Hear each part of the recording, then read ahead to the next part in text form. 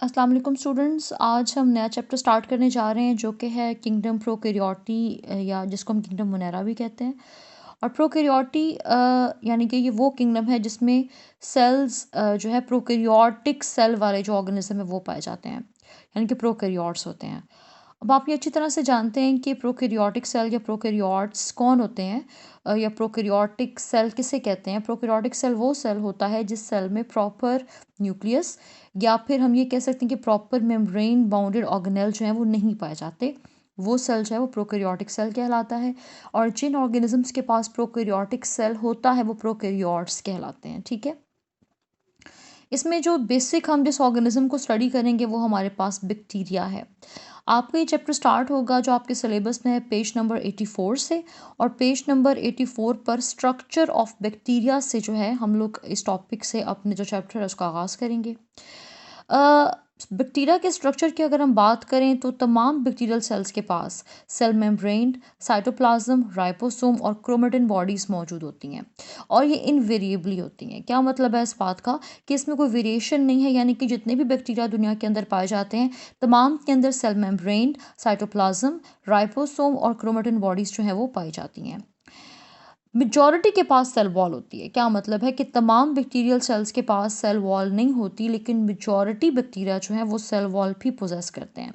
और cell wall का function क्या होता है कि ये एक प्रॉपर शेप देती है बैक्टीरिया के सेल को। ठीक है जी। कुछ स्पेसिफिक स्ट्रक्चर्स जो हैं, कुछ ख़ास साख्तें जो हैं वो भी बैक्टीरिया के अंदर पाई जाती हैं, जैसे कि कैप्सूल है, स्लाइम है, फ्लैजेला है, प्लाई है, फिम्ब्रियाई है, ग्रेन्यूल्स है। ये कुछ बैक्टीरिया के अंदर पाई जाती हैं और कुछ बैक्टीरिया के अंदर नहीं पाई जाती। तो हम एक एक करके इन तमाम जो टॉपिक्स हैं, जो सब टॉपिक्स हैं बैक्टीरियल स्ट्रक्चर के, उसको हम स्टडी करेंगे। सबसे पहले हम लोग बात करते हैं बैक्टीरिया के साइज़ की। बैक्टीरिया का जो साइज़ है वो रेंज करता है 0.1 से 600 माइक्रोन मीटर तक। ठीक है। और बैक्टीरिया जो हैं वो तमाम के तमाम जितने भी बैक्टीरिया इस किंगडम के अंदर पाए जाते हैं वो तमाम वेरी करते हैं साइज़ के अंदर भी और शेप के अंदर भी। स्मॉलेस्ट बैक्टीरिया जो है वो तकरीबन 100 to 200 नैनोमीटर इन डायमीटर होते हैं, और ये माइकोप्लाज्मा जो है उसके कुछ मेंबर्स होते हैं।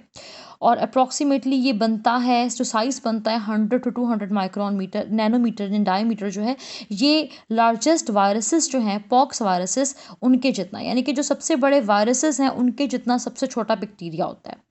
ई कोलाई, जिसको हम एस्चेरिशा कोलाई भी कहते हैं, वो बेसिलस है। बेसिलस क्या होता है आप नेक्स्ट टॉपिक में पढ़ेंगे। और ये तकरीबन इसका एवरेज साइज़ जो है 1.1 से 1.5 माइक्रोन मीटर वाइड होता है, जबकि 2 to 6 माइक्रोन मीटर जो है ये लॉन्ग होता है। कुछ स्पायरोशीट बैक्टीरिया जो होते हैं वो 500 माइक्रोन मीटर इन लेंथ होते हैं, जबकि कुछ बैक्टीरिया जो कि स्टेफाइलोकोकाई या स्ट्रेप्टोकोकाई हैं वो 0.75 से 1.25 माइक्रोन मीटर इन डायमीटर होते हैं। तो ये कुछ साइज़ की वेरिएशन है बैक्टीरिया के अंदर, और बैक्टीरिया बहुत ज़्यादा वेरी करते हैं साइज़ में भी और शेप में भी। साइज़ की हमने बात कर ली, अब हम बैक्टीरिया की शेप की बात कर लेते हैं। बैक्टीरिया को शेप के लिहाज से 3 कैटेगरीज में डिवाइड किया गया है। ठीक है।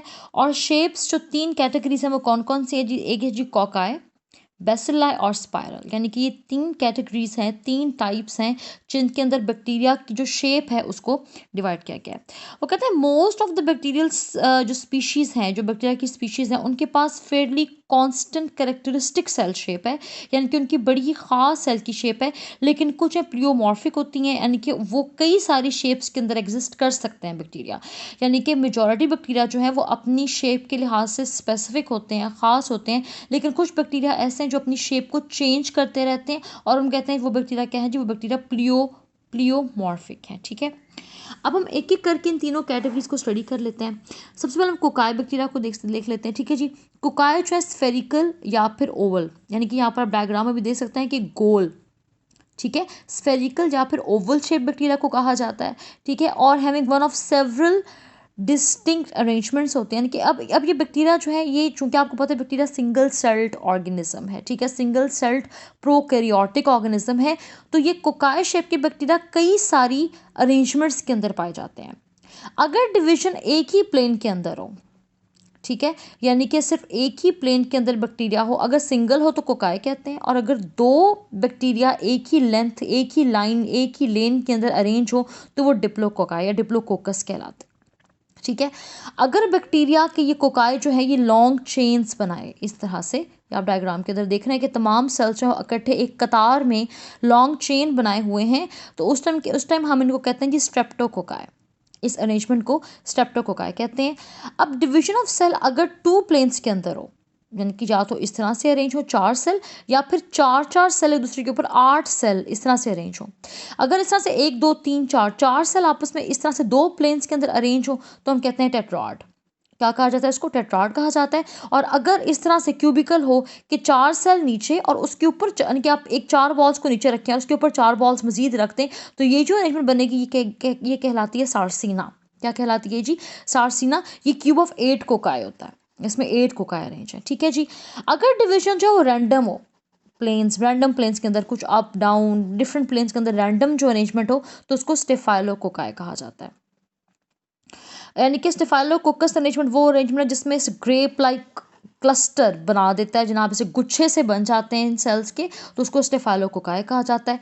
डिप्लोकोकस निमोनिया ये बैक्टीरिया का नाम है, और स्टेफाइलोकोकस यूरियस, ठीक है, ये कुछ एग्जांपल हैं कोकाई की। उसके बाद बेसिलाई शेप के बैक्टीरिया आ जाते हैं। बेसिलाई जो है रॉड शेप बैक्टीरिया होते हैं, ठीक है, इनकी इस तरह से रॉड शेप बैक्टीरिया होते हैं।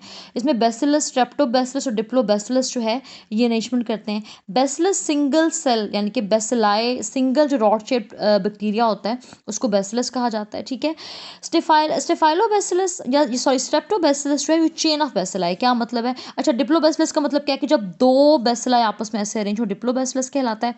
और उसके बाद हमारे पास स्ट्रेप्टोबैसिलस है, जब इस तरह से पूरी चेन बन जाती है बेसिलाई बैक्टीरिया की, तो वो क्या कहलाते हैं जी? स्ट्रेप्टोबैसिलस कहलाते हैं। रॉड शेप बैक्टीरिया पेयर्स के अंदर भी होते हैं। अगर वो पेयर के अंदर, मैंने पहले बताया, वो डिप्लोबैसिलस कहलाते हैं। एग्जांपल जो है रॉड शेप बैक्टीरिया की वो है जी ई कुलाई है, एस्चेरिचिया कुलाई है, बैसिलस सब्टाइलस है और सूडोमोनास है। ये कुछ एग्जांपल्स हैं रॉड शेप बैक्टीरिया की। उसके बाद नेक्स्ट हमारे पास जो इसकी लास्ट कैटेगरी है वो स्पाइरल शेप बैक्टीरिया है। स्पाइरल शेप बैक्टीरिया जो होते हैं वो स्पायरली कॉइल्ड होते हैं, ऐसे स्पाइरल जिस तरह से होता है, इस तरह से स्प्रिंग कह लें आप, इस तरह से होते हैं ये स्पाइरल्स जो है वो 3 फॉर्म्स में आते हैं। वाइब्रो हो सकते हैं, स्पाइरलम हो सकते हैं, स्पायरोचीट हो सकते हैं। वाइब्रो जो होते हैं वो कर्व या फिर कॉमा शेप बैक्टीरिया, जैसे कॉमा डालते हैं ना, तो कॉमा की शक्ल के बैक्टीरिया होते हैं। रॉड स्पाइरलम थिक होते हैं, रिजिड होते हैं। स्पाइरल स्पायरोचीट जो होते हैं वो थिन होते हैं, फ्लेक्सिबल स्पाइरल होता है, ठीक है। यानी कि जो वाइब्रो है वो कॉमा शेप्ड हो गए। जो स्पाइरलम होता है, ये जो स्पाइरलम जो सेकंड उसकी टाइप है स्पाइरल शेप बैक्टीरिया की, वो क्या होते हैं? थिक और रिजिड होते हैं। और जो स्पायरोचीट होते हैं वो थिन और फ्लेक्सिबल होते हैं।